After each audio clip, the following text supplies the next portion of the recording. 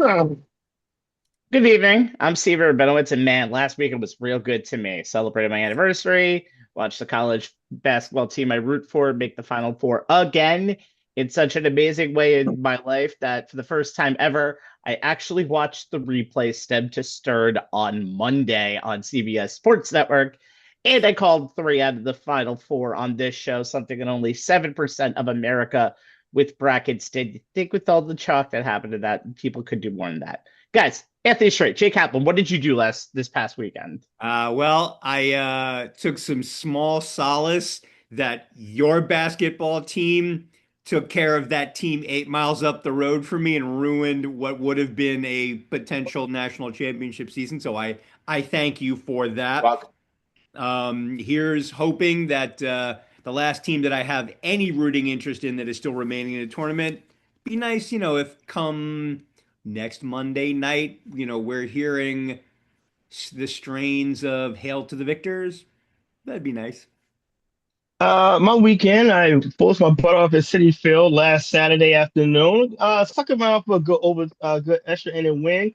I still hate the ghost runner rule. Okay, I would never be a fan of that whatsoever. And thanks to that team up the road, they cost me my bracket and my office pool. So yes, all the money down the drain and got the mess in the background. Oh, geez. But anyway, this is a show in a row. Yeah, Uh, uh, I my and weekend still could have have a been a shot lot in one of better. my brackets. The bracket uh, where I have Michigan winning, I still have a shot. the first of three extra games that the Mets played in week one. Uh, Yes. this is on the Sports Lines, the Final Four MLB Opening Day Part 2 edition.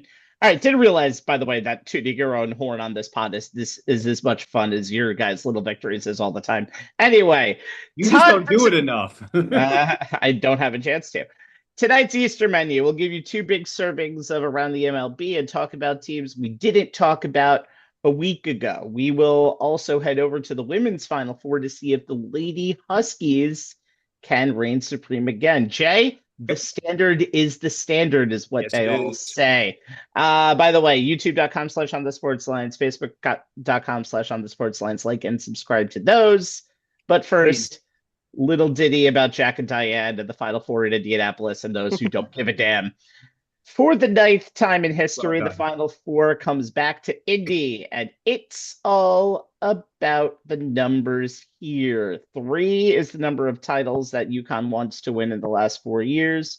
Two Big Ten teams are back home in Indiana as the Big Ten looks for its first basketball title since the 2000 Final Four. That was also in the Hoosier State, by the way. And one is the seeds of both Arizona and Michigan as they provide a heavyweight matchup to end Easter Eve on Saturday night. We'll start with that matchup between the Wildcats and the Wolverines, the second and first ranked teams in Ken Palm rankings, respectively. Both teams have won all their tournament games in this NCAA tournament by double digits to get here. Both teams were basically charging ranks in the AP top three this whole year. And even though both teams now have a combined 13 Final Four trips, each team only has a singular one shining moment or one shining title to show for it on both sides. And while they both have a striking number of similarities, due to the rules of NCAA college basketball, only one team could get to the title game on Monday. So, Jay, this is Yep. yours. Give me a player to watch on both sides of the ball, or Well, on both sides of both teams, yes, on I know both what sides you of the meant. court. You know Uh, what I mean? it comes down to a matchup of the two most dominant and efficient teams in the nation. As Rabbi said, a pair of number one seeds and a pair of fully operational Death Stars. Per Ken Palm, Arizona ranks number four in adjusted offensive efficiency, number two in adjusted defensive efficiency. Michigan, number five in adjusted offensive efficiency, number one in adjusted defensive efficiency. As Rabbi said, they are number one, Michigan, and number two, Arizona, in Ken Palm's overall net ratings. They are separated by 0.08 points. Wolverines plus 38.94 net rating. Wildcats check in at plus 38.86. Both teams rank in the top four in the nation in scoring margin. Each have won their four tournament games by more than 20 points per game. Top 10 in field goal percentage, top 20 in rebounding. And while guard play may be a determining factor at some point in this game. The highlight matchup between these two teams is their front courts, which are two of the best in the nation.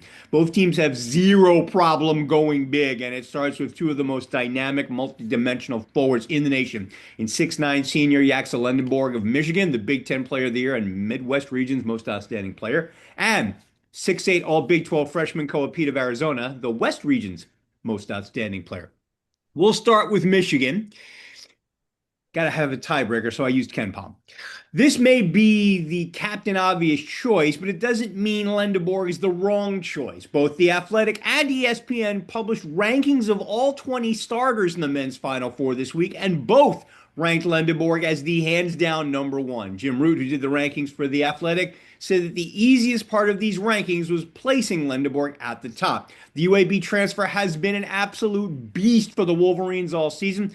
He was solid during the regular portion of our program and through the Big Ten tournament. Overall, between the two, averaged 14.6 points, 7 boards, 3.2 assists, 1.2 steals, and 1.3 blocks, while shooting 50.9% from the floor, 64.5% on twos, 35.3% from three on 4.4 per game, and 82% from the line on a little over 4 trips per game. But he has taken it to another level in the NCAAs.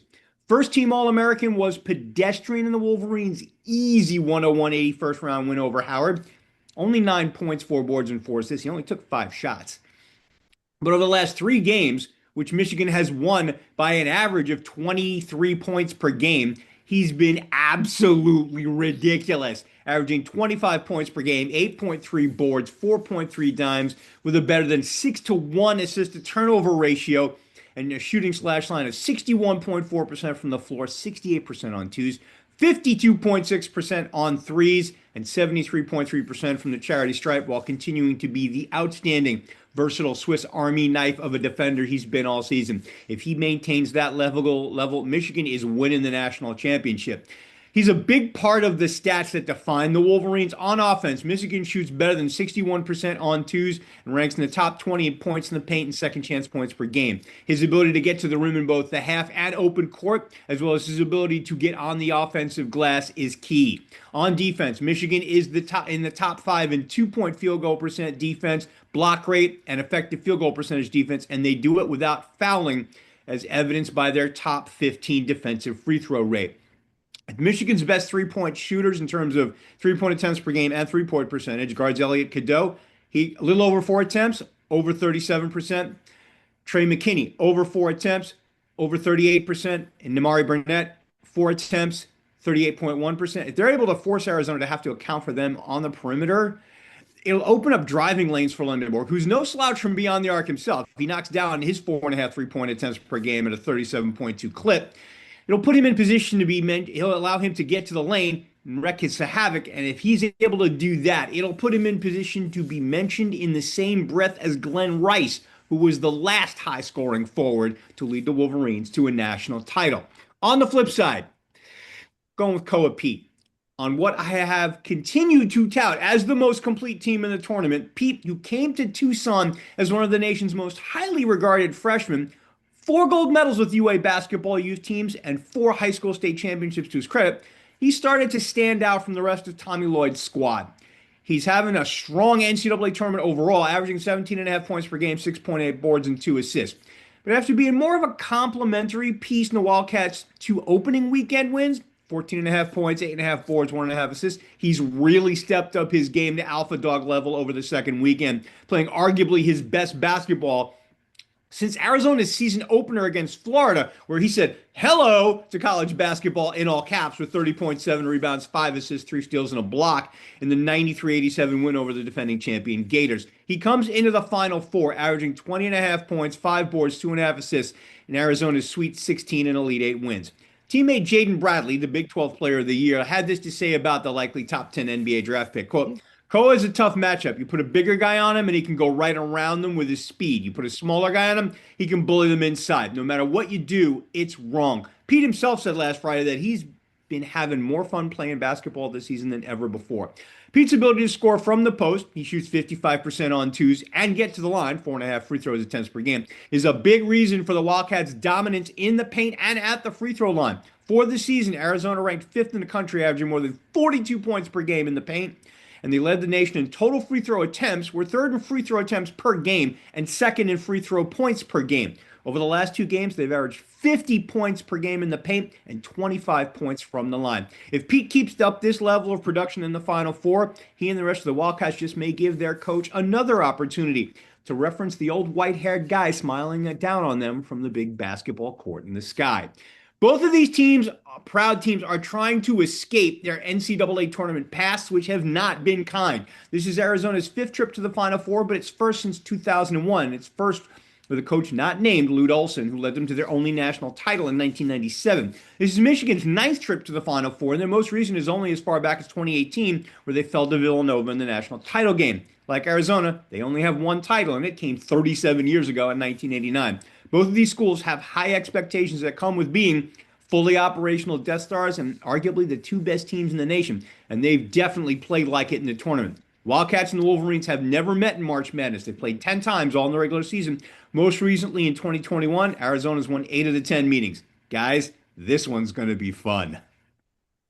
By the way, how great would it be for Koa Pete, who is a high school player from Arizona, Gatorade National Player of the Year from Arizona, basically known as Mr. Arizona, to lead his team to a Final Four. Funny fact about Lute Olson: if Iowa had beaten Illinois in the regional final, Lute Olson would have been the last Final Four coach for both Arizona and Iowa How about that? in 1980 if he had done it, but that did not happen. So, all right.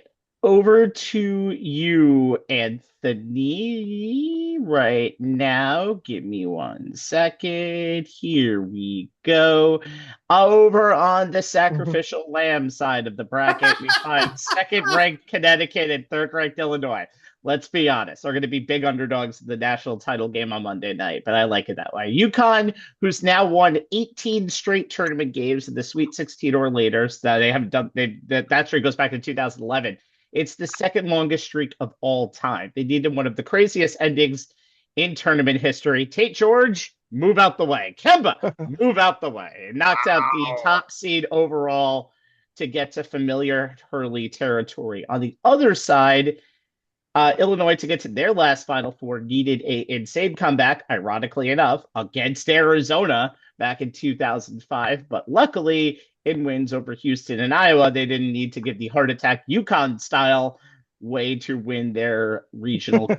So, by the way, the men's or women's game, these are the first two non-1 seeds to make the tournament since 2024, and they're both playing each other right here. By the way, UConn beat Illinois earlier this year back at Madison Square Garden on Black Friday, 72-59. So this is a rematch. They also met in 2024 in the regional final.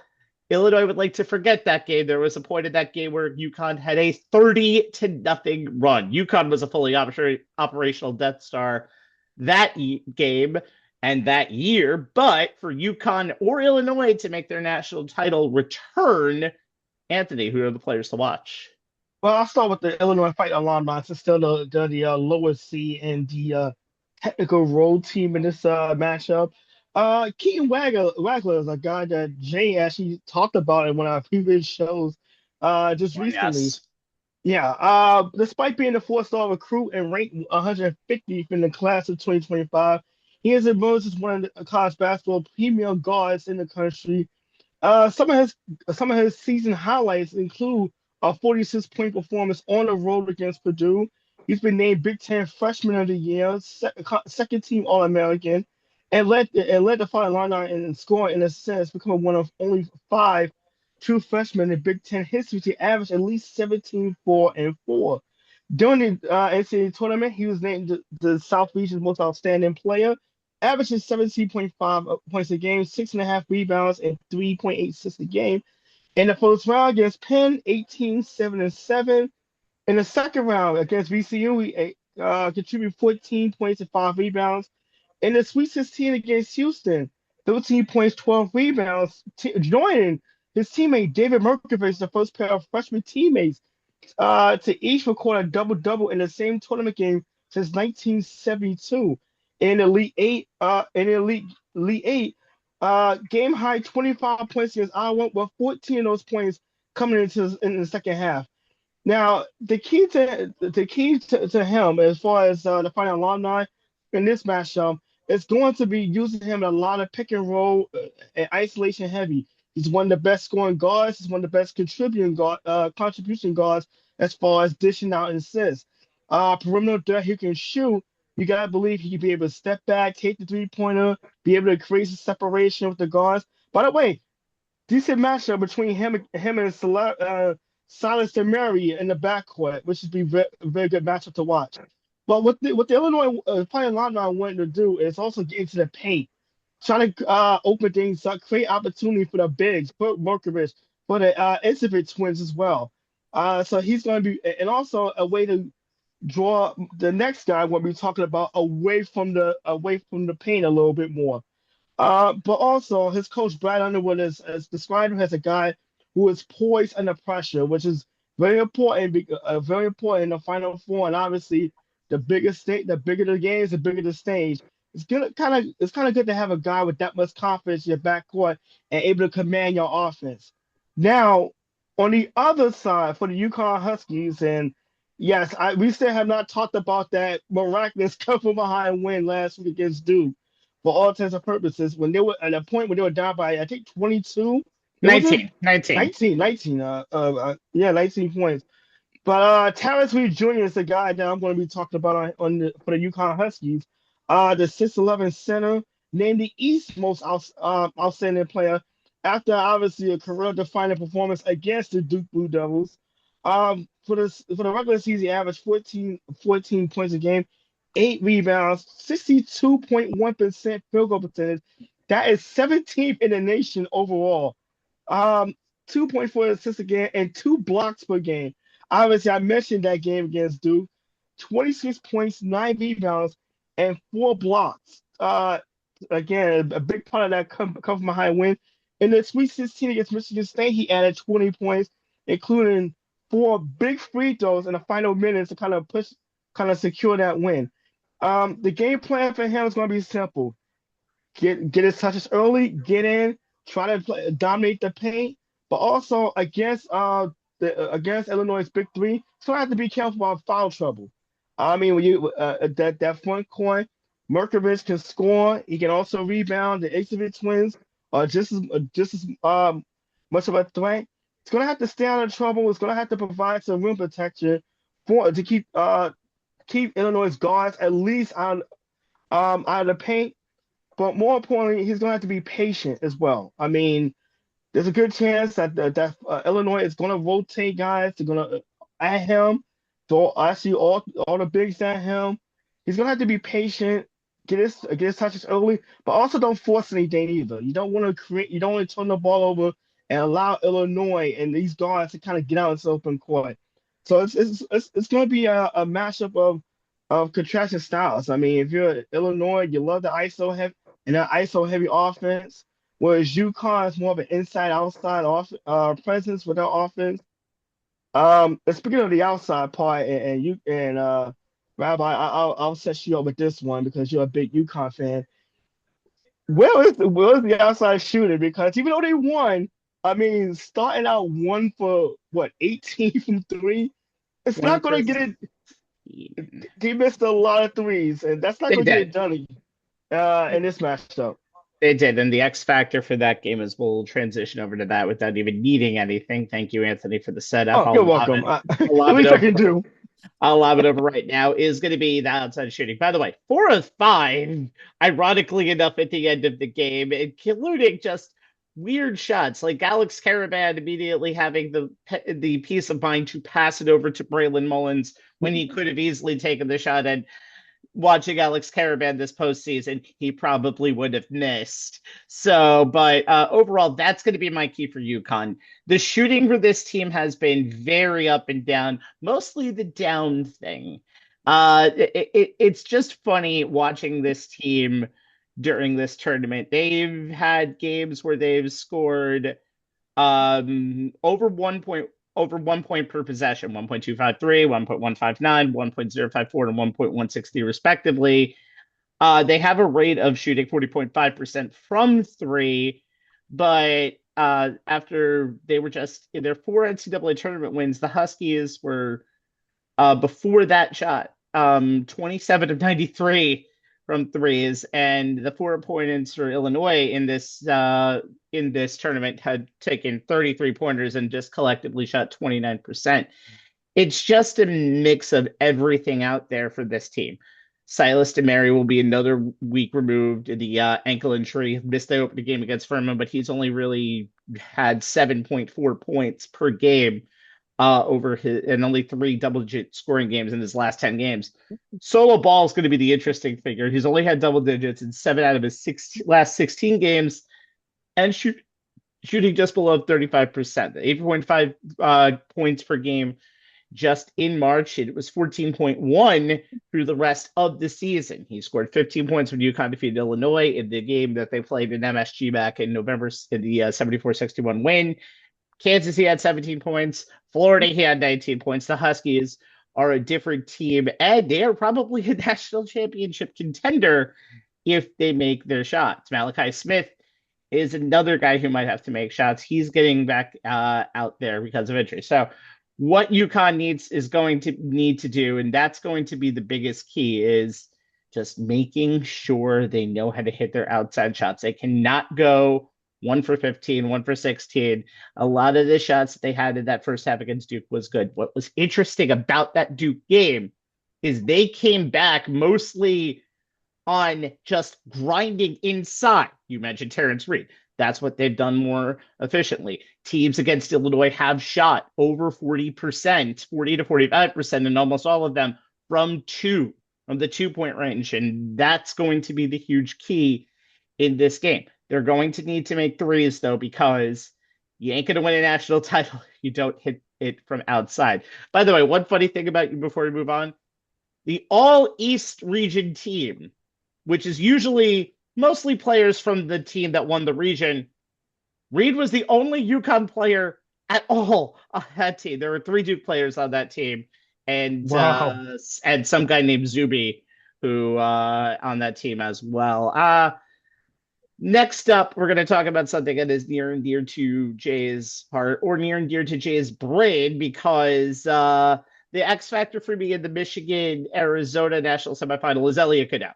Elliot Cadeau has been very interesting because his game was, I mean, you're going to have Adebara and Morez Johnson. They're kind of better shooters, and Cadeau has shot 1 for 8 in some games this season. In fact, he only had 2 field goals in the opening round game that Michigan played, but he's had some rough games in this regular season. 2 for 9 in the field in a game against Nebraska.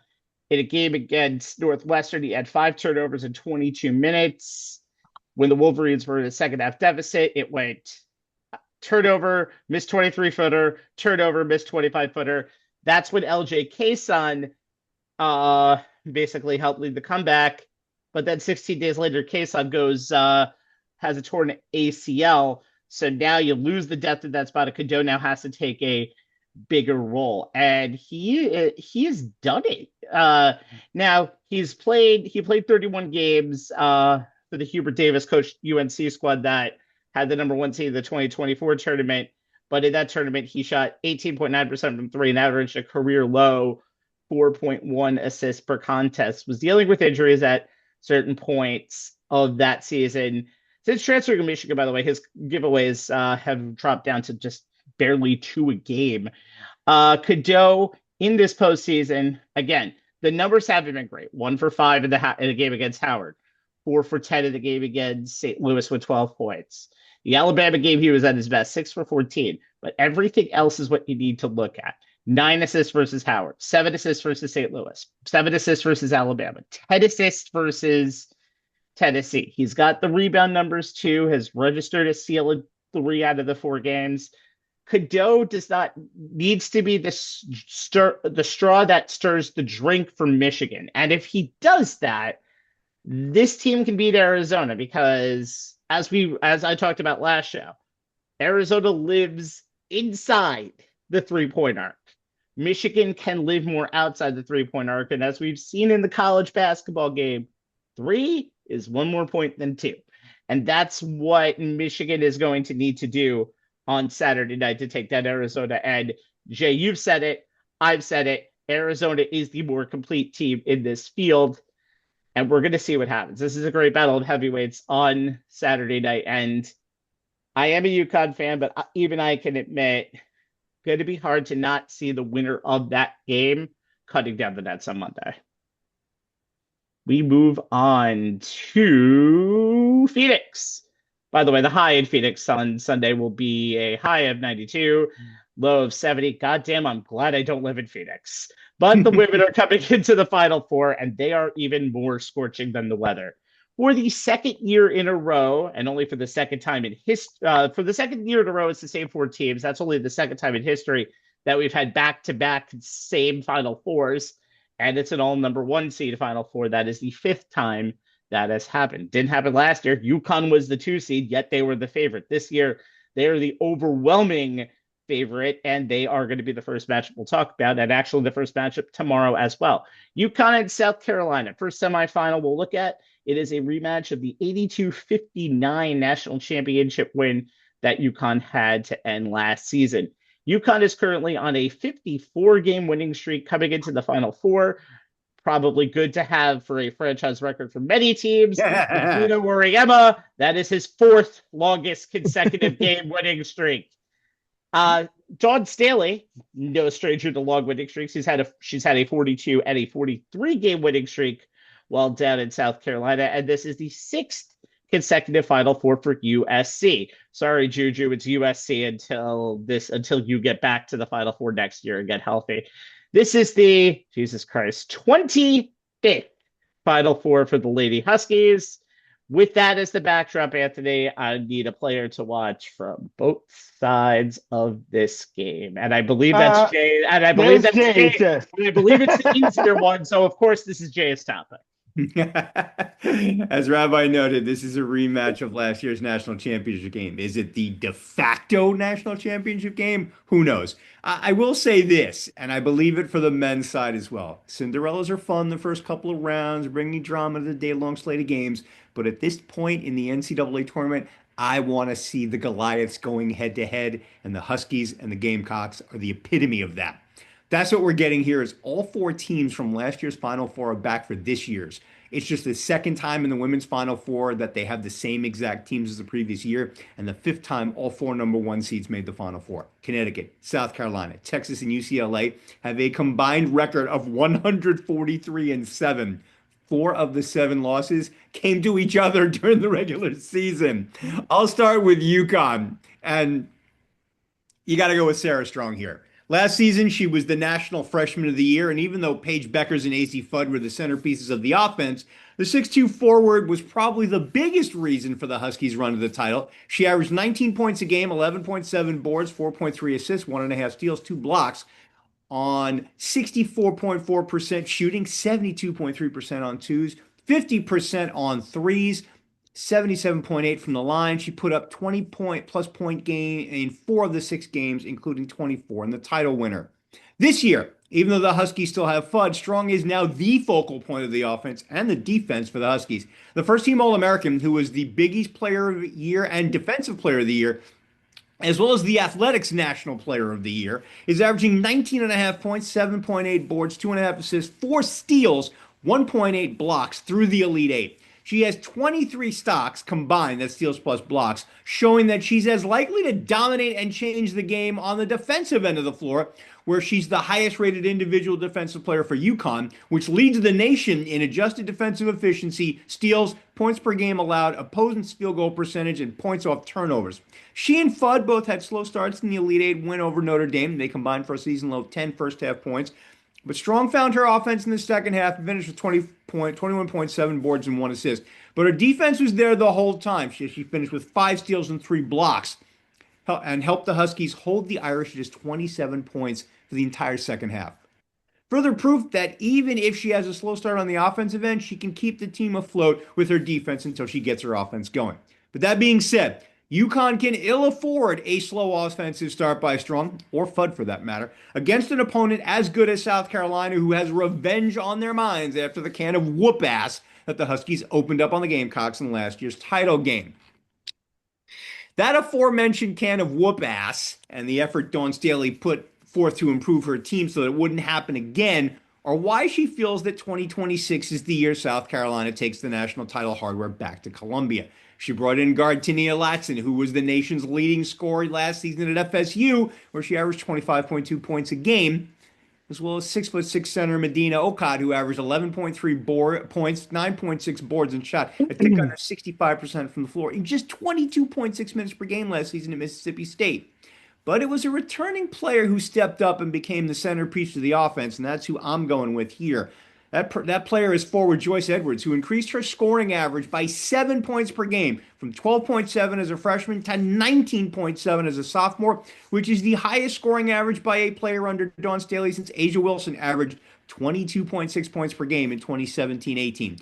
Edwards had a great regular season, 19.8 points per game, 6.3 rebounds, 2.4 assists, 1.8 steals, and 1.1 blocks in the regular season, but her production dropped in the SEC tournament. She averaged just 17 3 points a game, 6.7 boards, 2.3 assists, 1 steal, and 1 block. However, she has stepped her game back up and has been stuffing the stat sheet during March Madness, averaging 20.5 points per game, all on twos and free throws, as she hasn't even attempted a shot from beyond the arc. 9.8 boards, 2.5 assists, 2.3 steals, 1.3 blocks in the Gamecocks run to the Final Four, capped by a 24-point, 12-rebound double-double and the Elite Eight win over TCU. And with that has come a newfound confidence that has seen her go from trying to figure out her role in higher profile games like this. Where am I? Yeah. To completely taking over, having the offense go through her and dictating how possessions go. Look, the Gamecocks have loads of talent, enough to give even the latest incarnation of a fully operational Gio Auriemma Death Star a run for their money, with 4 other players averaging between 10.2 and 14.4 points per game, and 3 shooters knocking down threes at better than a 40% clip. But if South Carolina gets their revenge on UConn, it'll likely be due to Joyce Edwards putting the team on her back and beating whatever UConn's #1 defense throws at her.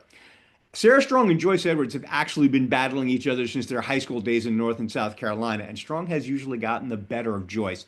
South Carolina is trying to win its 3rd title in 5 years and 4th overall, while the Huskies are looking to be back-to-back national champions for the 4th time in their storied history.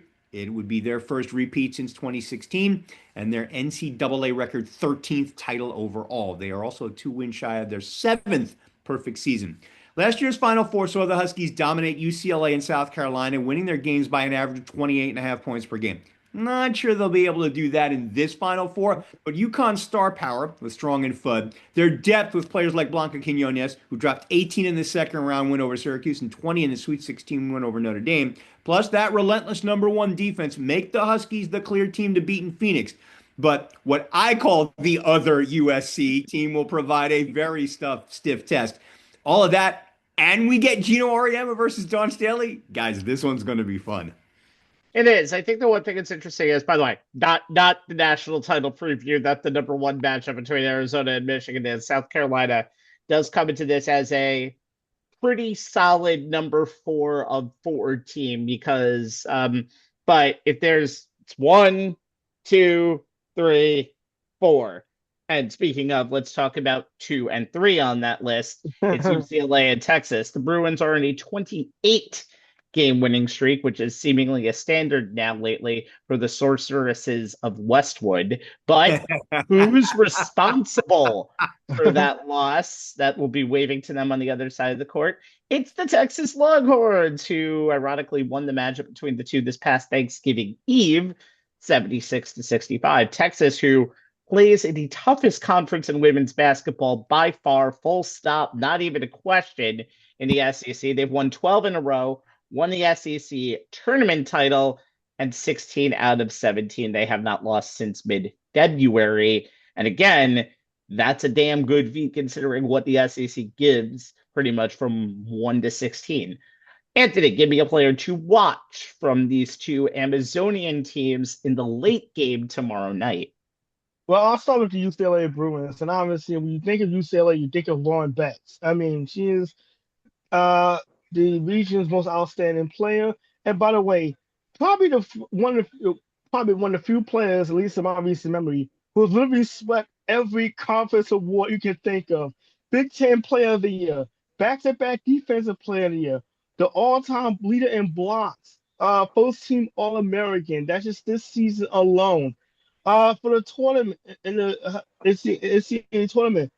30 career high 35 points on 15 and 19 shooting in the round of 32 against Oklahoma State. In the Sweet 16 against Minnesota, 16 points, added 5 blocks to surpass the 1,000 career rebound milestone.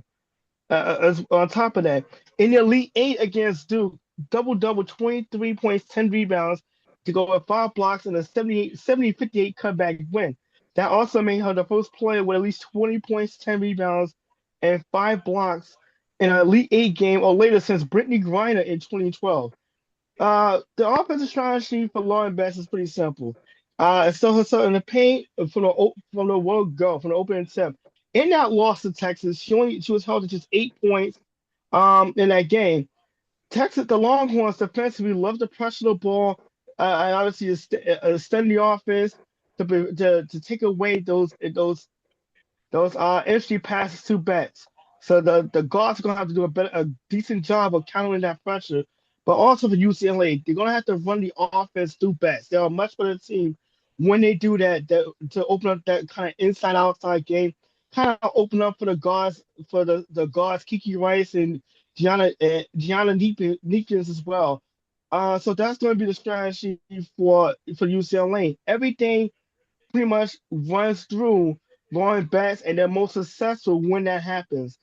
On the other side, for the Texas Longhorns, is Madison Booker, the junior forward, um, who is who is the first player in program history to earn All-American honors in 3 different seasons, back-to-back All-American 2025 and 2026. SEC Tournament MVP, first team All SEC back-to-back years. The Cheryl Miller Small Forward of the Year 2024-2025 and SEC Player of the Year 2025. For the tournament, she's actually scored 90 points in the first 4 games, which is which is topped off. Give me a sec. I completely lost my thought. All right. She's scored 40 earlier this year. She's scored 40 points. Um, Against Oregon, that set a Texas single game record. As well as her 228 career NCAA tournament points. She moves into the second place all time Texas all time scoring list, trailing only Clarissa Davis at 261.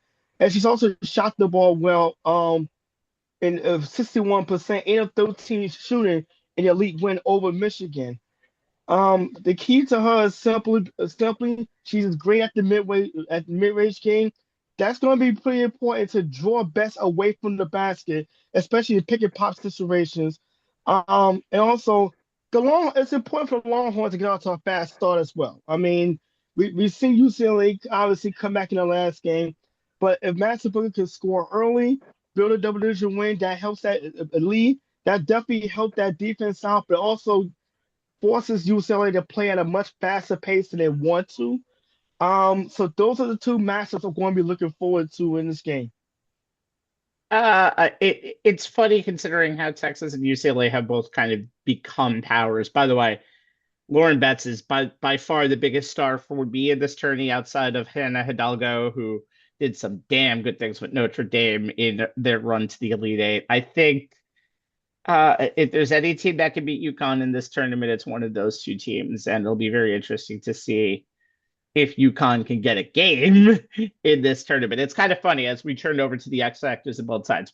When UConn played at the regional, they didn't necessarily play amazing basketball, but not amazing basketball for them is not being up by the number of points they were up against Syracuse that game in the second round of the tournament, but they were given some battles by North Carolina and Notre Dame, but both of them were still comfortable double-digit wins.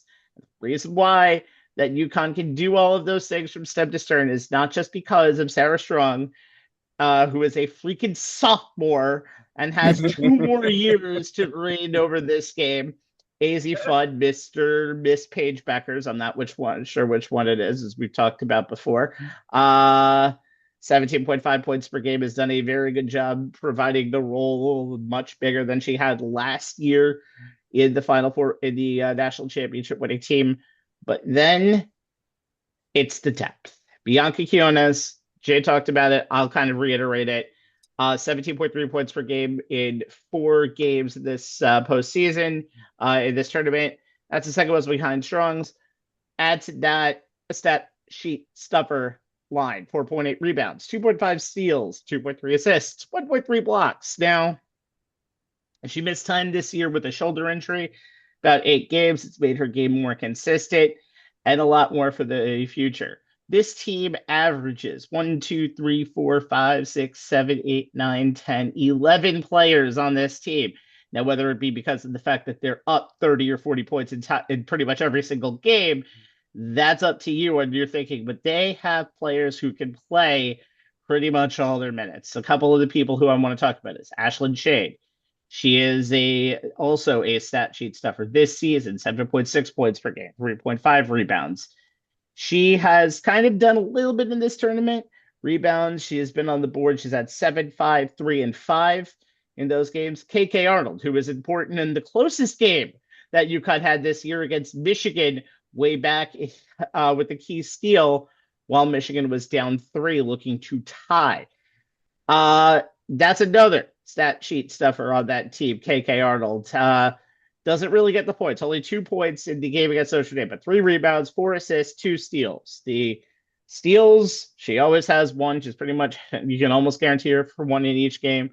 She had 4 assists in the win against Notre Dame. That is somebody who is always on the court. You got Kaylee Heckel, who averages 6.9 points per game. Sarah Williams, who is the second leading rebounder on the team, even though with almost 4.4 per game, even though she only averages 17.5 minutes per game. The team is stacked, and that's the key to a UConn dynasty. You don't just need the Sarah Strongs of the world, you need everybody else. And if UConn can operate like the whatever Lady Death Star would be in there, I know the Death Star is non-binary, but that Death Star has rolled over everybody in this tournament. And if UConn plays like this, I wouldn't be surprised if this were the same deal. But anything can happen this tournament, and we know South Carolina's pedigree is pretty much there. And we'll see what happens in that first game tomorrow. Now, I apologize, UCLA does get a lot of attention, but I want to talk about Texas's backcourt for the SEC regular season and conference champions. It's the backcourt of that team that's huge. Rory Harmon, a veteran point guard, known for stifling defense. Brianna Preston, who has been electric this whole season. Jordan Lee can defend multiple positions. We've obviously talked about Madison Booker, and Grace Prenter is on that team to provide depth. Talk about Lee for a second. She has been huge. Now, not in the game against Michigan. He only had 4 points in that game, even though she was playing 36 minutes. But she's always good for almost 30 to 25 to 35 minutes a night. Played 37 minutes against Kentucky, 18 points, 2 turnovers in that, 2 rebounds in that game. Olivia Olson and Mila Holloway also. Sorry about that. Hold on a second.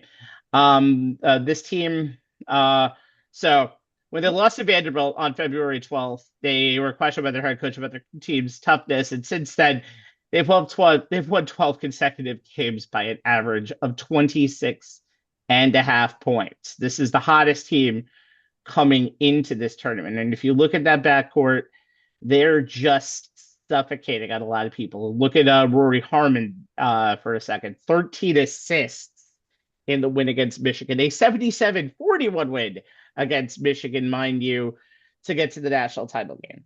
Texas and UCLA, again, as I just said before, are a clear 2 and 3 in this tournament in terms of performance, and there's a reason why they're back over here. They are not going to be pushovers, and I'm very interested to see this game tomorrow. It's very rare that in any Final Four, UConn is the opener to the headliner of 2 teams, but the way Texas and UCLA have been playing, That's going to be a damn good one tomorrow. Just as good as that national championship semifinal will be with Arizona and Michigan as well.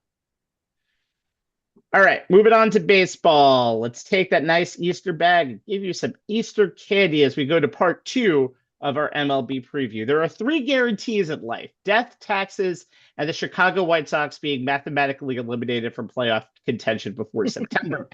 But the stuff that we tell you won't be 100% guaranteed, but take it for what it's worth. It might be worth something, it may not be. So we're going to talk about what playoff team will not be back in October, playoff team from 2025, what non-playoff team from 2025 that we will see this October, and a team that will surprise you when we're talking about them in September. Jay, I know you're on this one, but let's talk about the AL first. Give me the team that did make the playoffs in 2025, who will join the ever-expanding big dance of baseball in 2026. As much as I think the AL East could send 3 teams to the postseason, the AL Central is as wide open a division as there is, and that's why I went with the Kansas City Royals here. They have a pretty good chance to take the crown from the Guardians. Everything starts with everything. Shortstop Bobby Witt, who's coming off a season that saw him make his 2nd straight All-Star team, win his 2nd straight Gold Glove. We saw him flash some serious leather during the World Baseball Classic and his 2nd straight Silver Slugger Award, not to mention finishing in the top 5 in the AL MVP voting for the 2nd straight year and his 3rd straight year in the top 10. He put up a 295, 351, 501 slash line, an 852 OPS, a 136 OPS plus with 23 homers, 88 RBI, 99 runs scored, 38 steals, and a major league leading 184 hits and 47 doubles. And while the Royals offense had 2 other big boppers in catcher Salvador Perez, 30 homers, 100 RBI, and first baseman Vinny Pasquantino, 32 homers and 113 RBI. After finishing 26th in Major League Baseball in runs last year with 651, that's just 4 a game, they realized they needed some more offense. So they brought the left and right field fences in about 9 to 10 feet. Center field will remain at 410. And they lowered the walls to 8.5 feet in Kauffman Stadium. This has the potential to boost Witt's home run total, not to mention that of Perez and Pasquantino, and give him the potential for a 40-40 season, as well as give his running mates more chances to leave the yard during home games. And while third baseman Mikhail Garcia had a solid season, slash line of 286, 351, 449 with an 800 OPS, 123 OPS plus, 16 homers, 74 RBI, 23 steals, 81 runs scored. His performance in the WBC, where he had a 385, 393, 577 slash line with a 970 OPS and a homer, 7 RBI, and 3 steals, and 5 runs scored in 7 games, is giving the Royals high hopes that he can level up this year. KC also has a couple of 22-year-old hitters whose development they are very keen on. Second-year right fielder Jack Caglianone and rookie catcher and DH Carter Jensen. Caglianone struggled after being called up in June, put up a slash line of just 157, 237, 295. His OPS was just 532. His OPS plus was 49. He did have 7 homers and 18 RBI, but he put up some prodigious power numbers across AA and AAA last season. 337, 408, 617 slash line, 1025 OPS, 14 doubles, 20 homers, 72 RBIs, and 163 total bases in just 264 at-bats across 66 games. Jensen, who was a September call-up, put up a 300, 391, 550 slash line, 941 OPS, 161 OPS plus with 3 homers, 13 RBI, and 60 at-bats across 20 games at the big league level after putting up some serious power numbers as well across AA and AAA last season. 290, 377, 501 slash line, 878 OPS, 20 doubles, 5 triples, 20 homers, 76 RBI, 214 total bases. Pitching staff has always been has a solid mix of established veterans. 34-year-old Michael Walkup, 10 and 13, 386 ERA, 366 fielding independent pitching, and a 1.22 WHIP.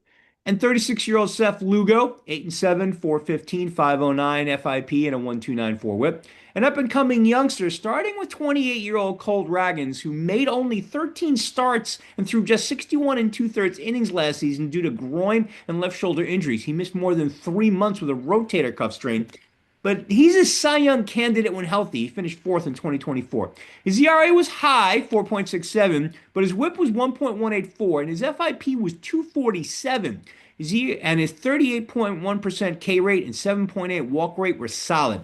26-year-old Noah Cameron and 28-year-old Chris Bubich round out the five-man unit, and each had a sub-3 ERA and an ERA plus above 125. Cameron had the better whip, 109.9 versus 1178 for Bubich, but Bubich had the better FIP, 289 versus 418 for Cameron. If they're all healthy, Walker was the only one at top 30 starts last season. That rotation is good enough to win the division, especially if they get more run support. Closer Carlos Estevez, who led the major leagues with 42 saves last year, 245 ERA, 3.67 FIP, a 168 ERA plus, and a 1.061 whip. Had some velocity issues this spring and just went on the 15-day IL, retroactive to March 29 with a left foot contusion. So Lucas Ursig, who had 2 saves last year with a 264 ERA, 349 FIP, 156 ERA plus, and a 1.174 whip, will likely take over the closer role in the interim, while guys like Matt Strom and John Schreiber pitch in setup situations.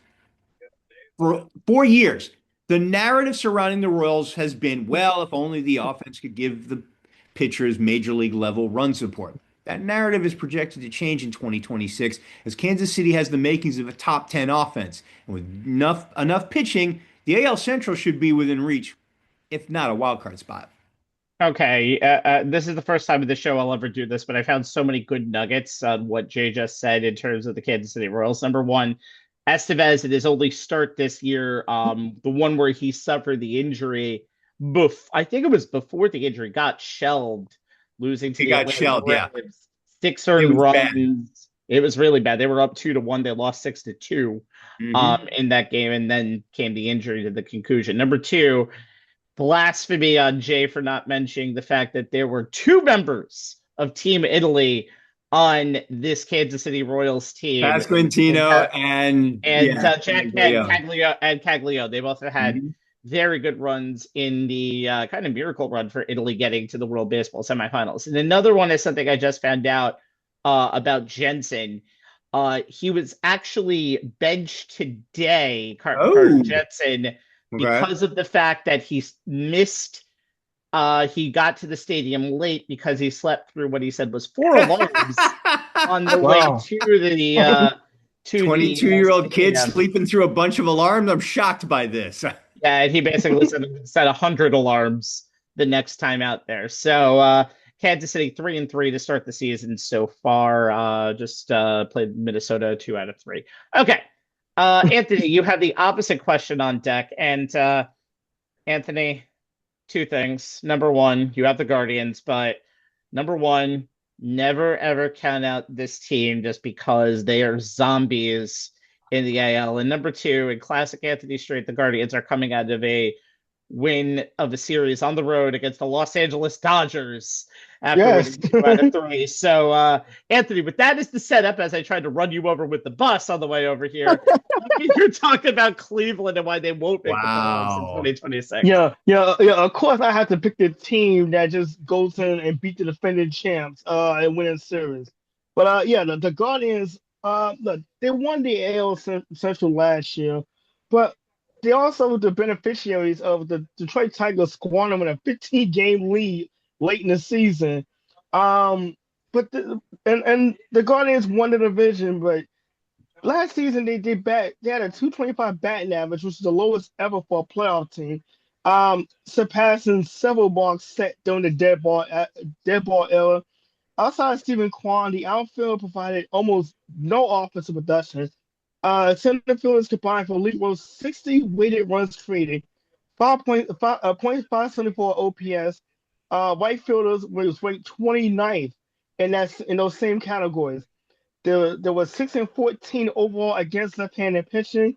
Lane Thomas, David Fry struggled mightily against lefties last season, and the offense is just very top-heavy. Relied a lot on Jose Ramirez, who has just been quietly one of the best players in Major League Baseball, and Stephen Kwan as well. But now this year, the Guardians, and as Rabbi mentioned, they're also a 4-3 start, but also they have the same problems going into the season. I mean, they had the offensive roles. They didn't do a whole lot in the offseason outside of adding Reese Hopkins to try to help the offense a little bit. The the lack of depth outside of starting five could be an issue. But also, there's a possibility now, projected possibility of Gavin Williams, who pitched very well for them last season, maybe taking a step back this season. So, and also they're in a very tough division. I mean, you think about this, the AL Central is going to be really good. Obviously, the Tigers should be really good. You talked about the Royals as well, and I'm very high on them and Bobby Witt Jr. But also you think about the American League East as well, and that could be a division that could possibly send three teams, which means some of the wild card spots might be getting hogged up a little bit. And we don't know who's going to come out of the American League West as well. So this is going to be so the challenge for the Guardians is going to be just finding some kind of offensive production with some consistency throughout the season. And yes, they want to the 4-3 start, but to do it, you gotta be able to do it the rest of the year. And I don't know if they can rely on another late season collapse by a division opponent to get them to win a division or let's get into a wild card. So if they're going to be a team that misses the playoffs in this division, the Guardians are a very liable candidate. Williams actually had a very good outing last night, I believe, outdueling Yamamoto for the Dodgers, having 10 strikeouts in 6 innings. How could you? I know this is a negative piece, but how could you not mention Gavin DeLauder in the start that the Guardians have had, being the first person, the only other person in MLB history to hit 4 home runs in his first 3 games. The other one, it was Trevor Story doing that for Colorado back in, I believe, 2016. Okay, moving on to my team. And this is a team that no one is talking about, and people would be shocked to see them anywhere near the top of your bracket, or not your bracket, but your team later in the year. And you know what? It's the Angels. And I don't understand why this would be the case, but it's the Angels for me. And it's a start. It's interesting. They are right now, they are 3-4. The only team that they won 2 of out of 4 against Houston. They won the first 2. By the way, that's Houston's only losses this year, by the way, losing those first 2 games. They've won 5 straight since. And since then, they host Seattle, by the way, starting tomorrow for a 3-game series. The pitching is the key to this team. Jose Soriano is the ace of this team. Been a key part of this Angel staff for the last 3 years. Had Tommy John surgery twice in his professional career. But in 2025, he had 31 starts, 169 innings pitched, 152 strikeouts, 4.26 ERA. UC Kikuchi came to the Angels right before the 2025 season. He was last year's opening day starter. Free agency, got a nice deal to come with a team of $63.7 million, but for 3 years. Last season, 7 of 11, 174 strikeouts, 3.99. He was also, even though he missed a lot of spring training after pitching with the World Baseball Classic with Japan, you also have Reed Detmers out there. He came out of the bullpen a lot last season. He has his confidence back, so he has the 3rd start of this starting rotation. You have Zach Neto at shortstop. He missed the first half of the season, but he still had a 3.1 F-WAR, 26 home runs, 26 stolen bases, franchise record for most home runs to hit from a game with 9. You have Yoan Makata at the hot corner. That's going to be interesting to see. And then, of course, you have Mike Trout. Mike Trout last year, 2019, his healthiest season since 2019. Started the season in right field, played 130 games. He was on the injured list in April, played the rest of the season as a designated hitter, but he's only hit the 100-game plateau twice in the 2020s, 2025 being the second year. When Trout was in the lineup, he was only 232 with 797 OPS, but still had 26 home runs. Even though August was his tough year. Whether or not he can remain healthy, and if he plays center field, movie game doesn't work sometimes, what is he going to be comfortable with? That's going to be a question. But if that happens, if a lot of these things come together, and I think the Angels pitching staff can definitely do the job. Again, they're 3-4 to start the season. Tomorrow will be their first home game. Again, they lost 2 out of 3 in Chicago this week. winning the middle game 2-0, but lost 6-2 and 7-2. So this team is not going to score a lot of runs, but I feel like this pitching can at least make you talk about them in October. And if that's the case, who knows what you're going to see with this Angels team? They could make a run in, yes, the AL is loaded. I think the Central's a little bit weaker than usual. I mean, Anthony had the same argument last year, and it pretty much ended up that way considering the Detroit collapse. But East could have a run, West could have a run. We don't know these things, but I honestly think maybe it's time for the longest playoff drought in baseball. Angels haven't made it in over a decade, Eddie, in over 12 years into the playoffs. Maybe there's a chance it breaks this year. We'll see, but it's going to be very interesting to find out what happens. Okay. I'm going to cut you off, but, just maybe the sentiment of baseball fan to me, kind of root for the Angels because I would love to see Mike Trout get at least one more postseason appearance. 2014, I mean, 3-game sweep, and he's been hurt. He's obviously been one of the best players when healthy. Could not participate in the World Baseball Classic, obviously this time around. But to see him get off to a good start, he's finally healthy again. It's a great sign. And yeah, I'm rooting for to see Mike Trout get at least one more postseason appearance. Yeah. Hopefully one postseason win out there. It's kind of funny seeing players like Trout being like they're on their last legs when it feels like that we missed most of his career just due to injuries. But I think obviously a certain Hall of Famer. Okay.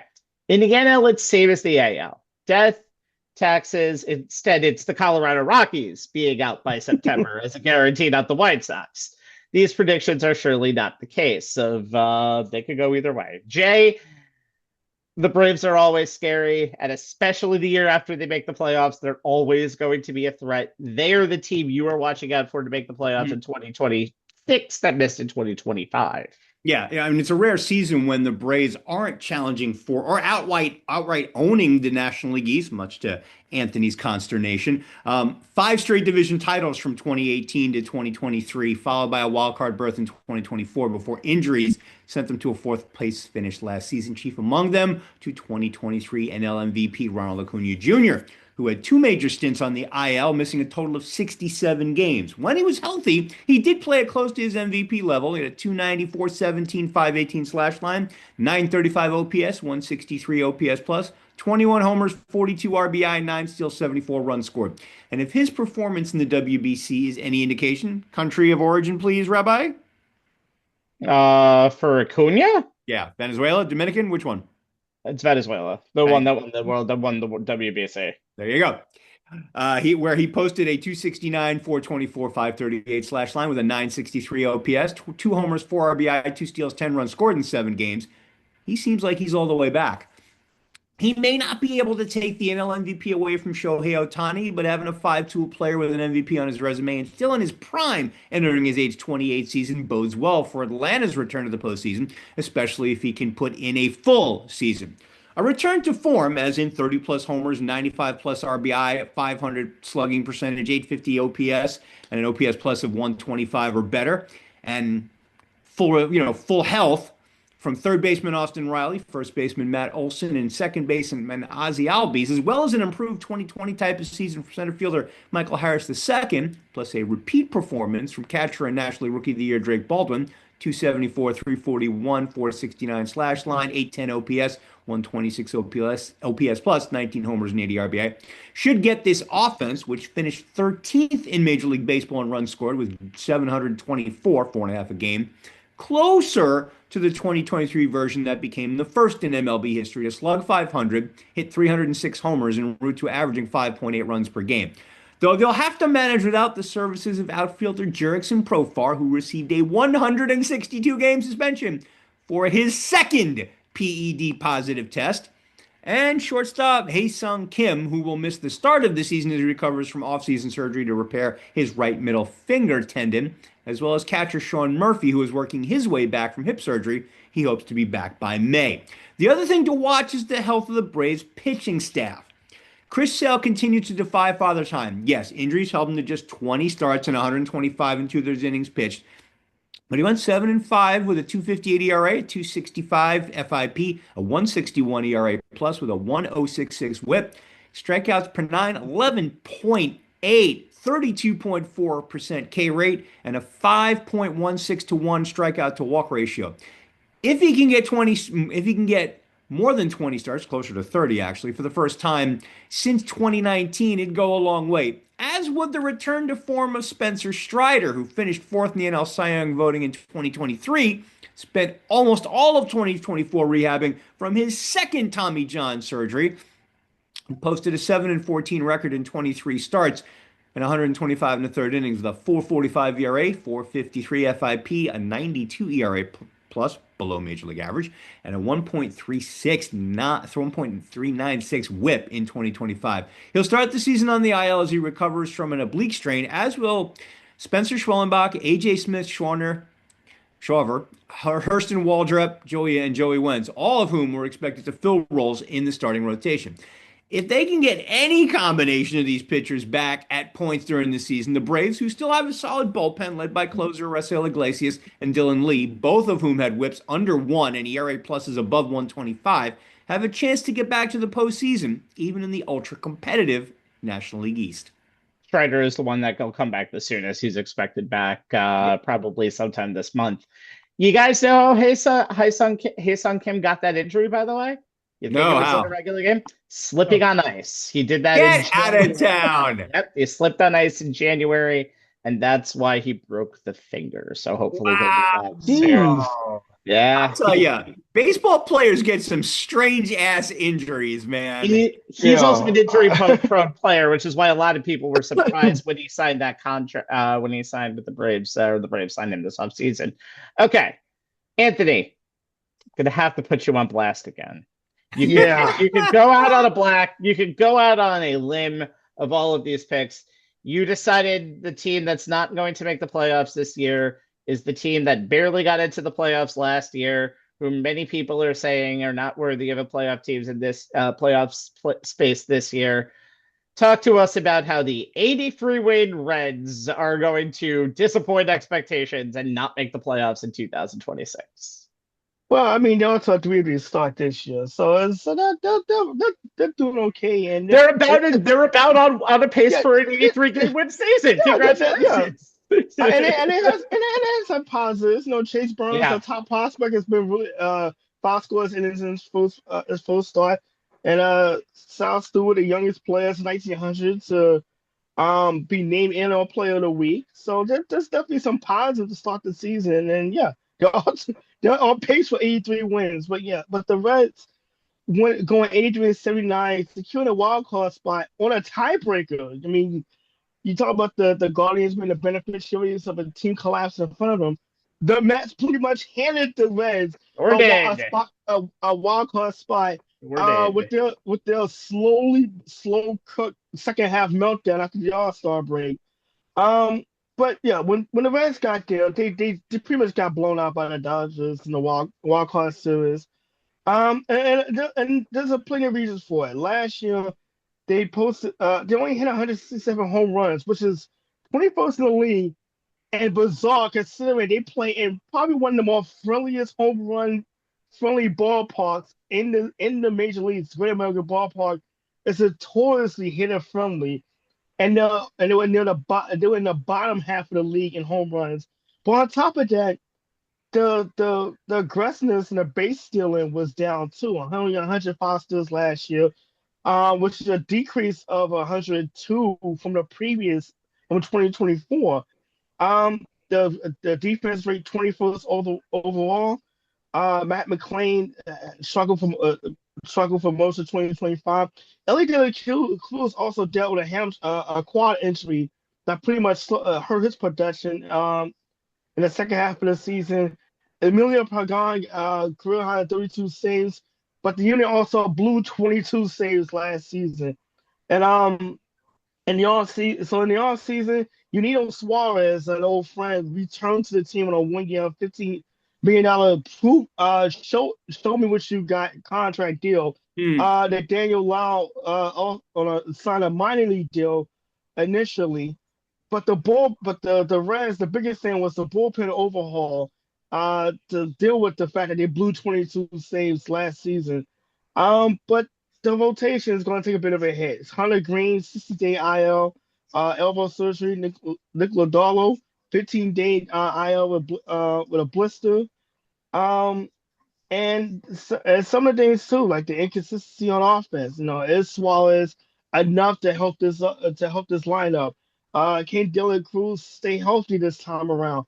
And also you think about can they get enough production from the outfielders in the division, and also you got the division. Milwaukee Brewers and the Chicago Cubs were the two best teams in this division, respectively.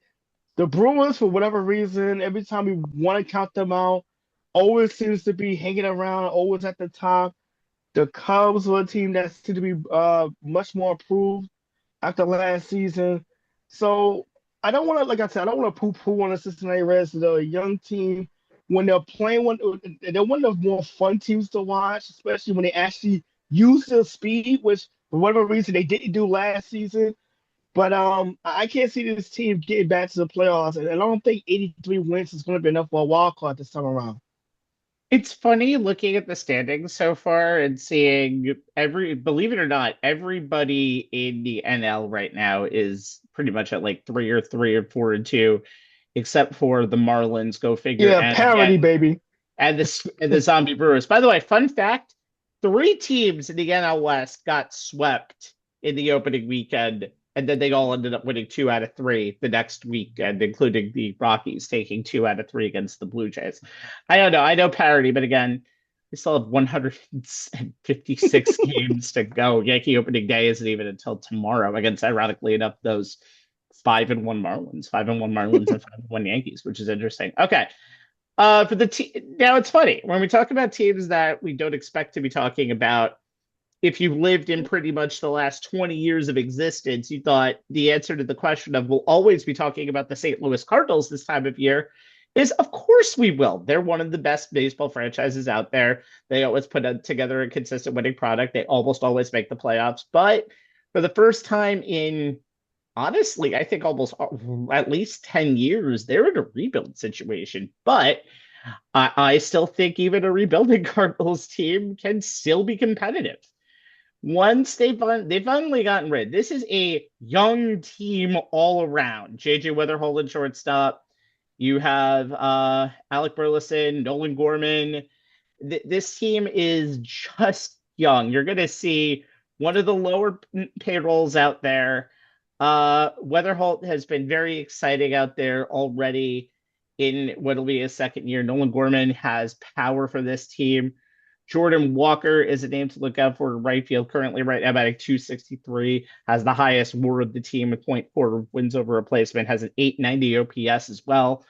The expected batting stats of this team is going to be interesting because not 100% sure where you're going to get the power of this team. By the way, ironically enough, Mason Wynn, who got the game-winning hit, the Cardinals just won 2 out of 3 against the Mets this weekend. Mason Wynn got involved in a minor fender bender yesterday, immediately after getting the game-winning hit against the Mets in the 11th inning after that series in St. Louis. But the hitting of this team is there. It's young, and for the first time in God knows how long, the expectations on this team is very low. The pitching is going to be a very interesting story. It is a very, very upside-ish group. Matthew Liberatore, who has a 1.64 ERA, Michael McGreevy, Kyle Leahy. And by the way, do you know a lot of these names? I sure as hell had to look a lot of them up. The Cardinals are a different team this year. They don't even have the same star quality as the Pirates do in the division, which is insane to say. The Cardinals are a great baseball town, though, and it's funny that they've never really been in a situation where they've been rebuilding in, again, our lifetime, but they're a team that can easily go into a 1 to 2 year rebuild because St. Louis is 100% a baseball town. So I'm going to be very interested to see if you think if there's any division in baseball that I think might be tough, it's the NL Central. Again, Milwaukee is a finished product year after year. Pat Murphy could easily win Manager of the Year in the NL for a third consecutive year, and I wouldn't be surprised.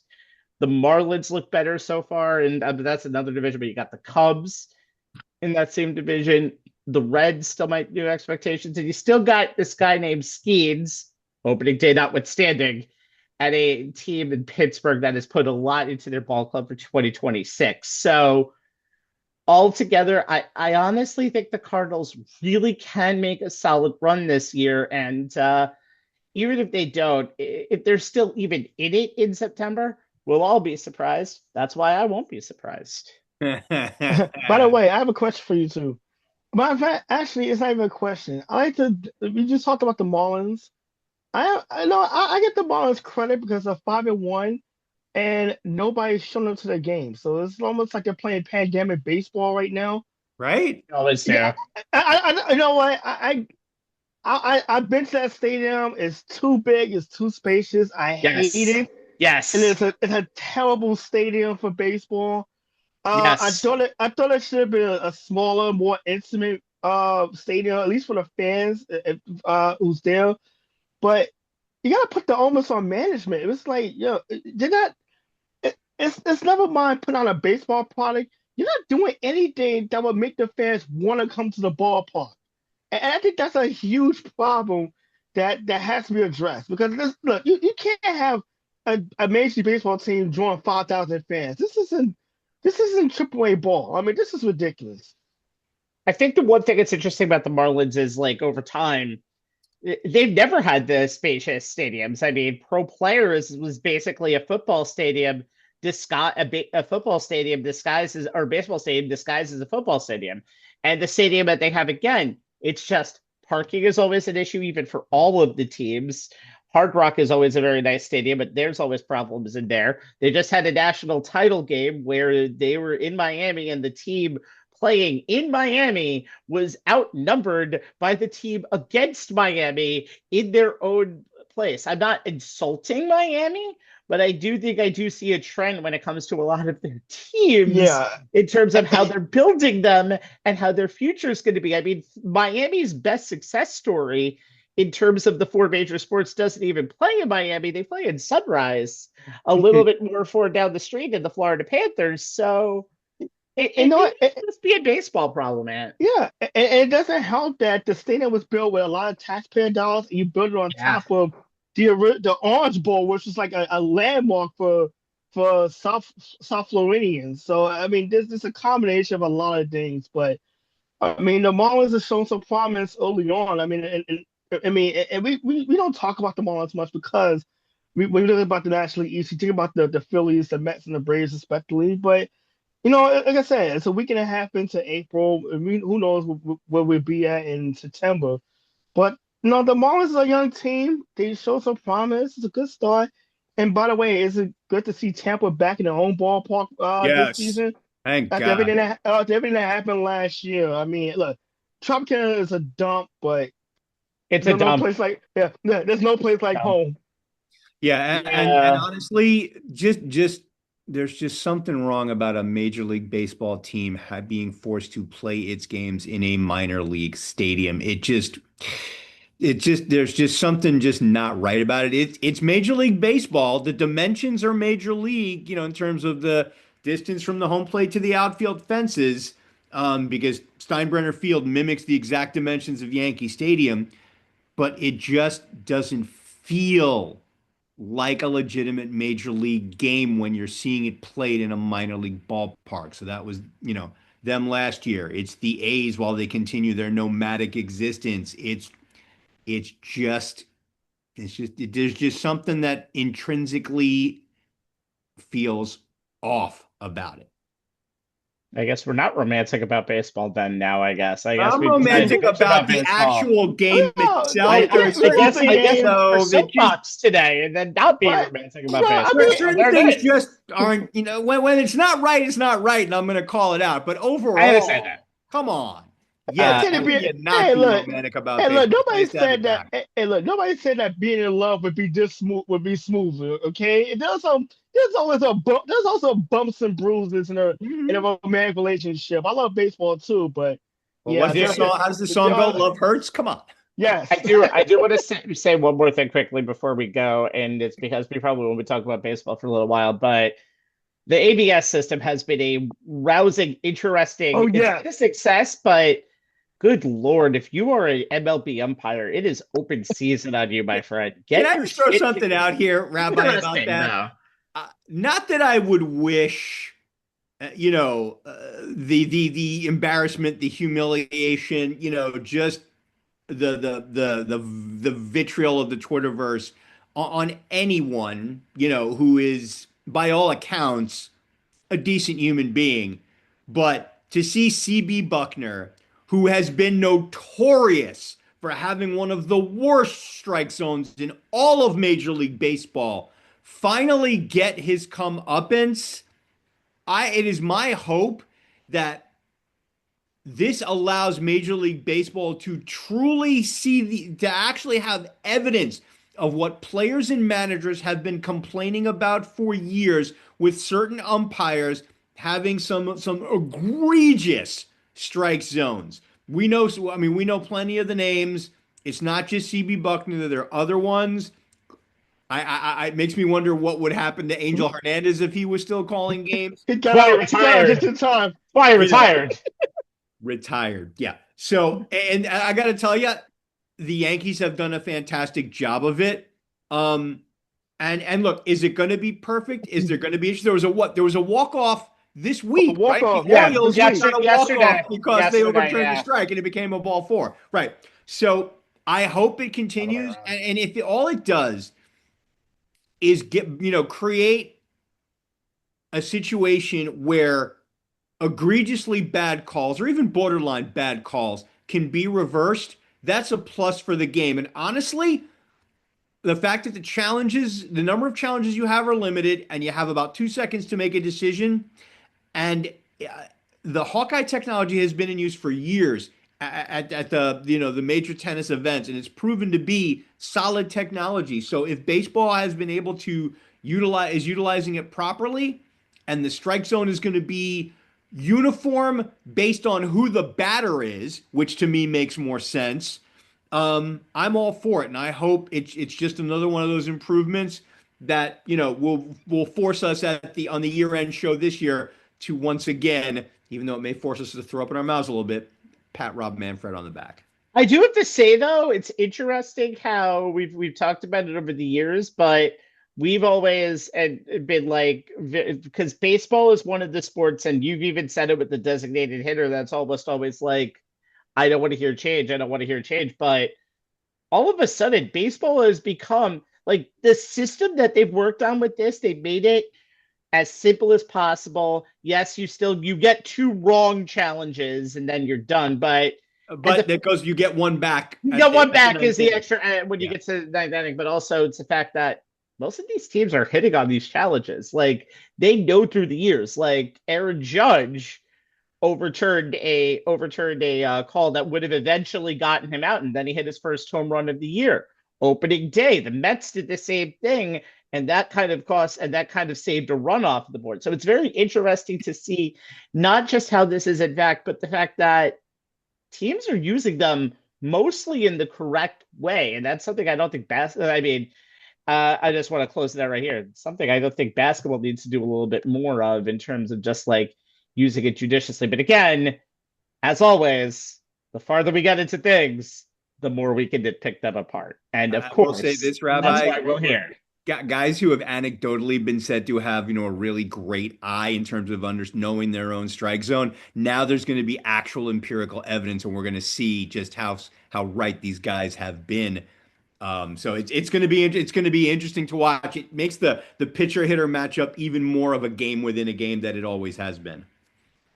And it's good to see those people, but not the people like Jose Caballero that's like challenge us, and then it immediately does. Yeah, I'm sure he got a talking to from both Judge and Aaron Boone. He should have. All right, for Jay Kaplan and Anthony Strait, my name is Stephen Rabinowitz, and kids with Passover coming, if you are watching this, I have made sure your parents have hidden the Alpha COVID somewhere in your house. Go search for it and let me know when you find it.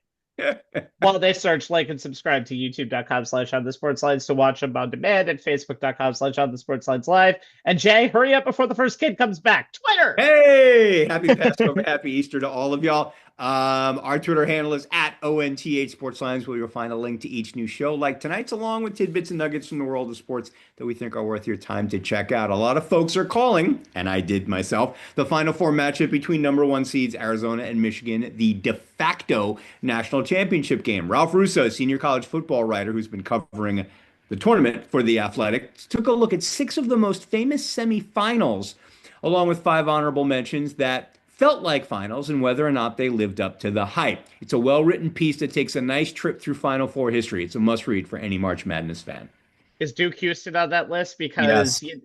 Because that was a fun game that Duke choked on, that Duke choked in, and that was just a little bit ago. By the way, fun fact about that, Jay, now Duke and UNC are forever etched in history, with both having 19-point blown leads in the second half of tournament games. That type of misery I don't want. I didn't want to give that, have their misery have us for company. You're right there, company. It's like the odd couple. All right, guys, we will see you next time on the Sports Lines. Happy Passover, happy Easter, and of course, go UConn. Good night. Good night, Good night, everyone.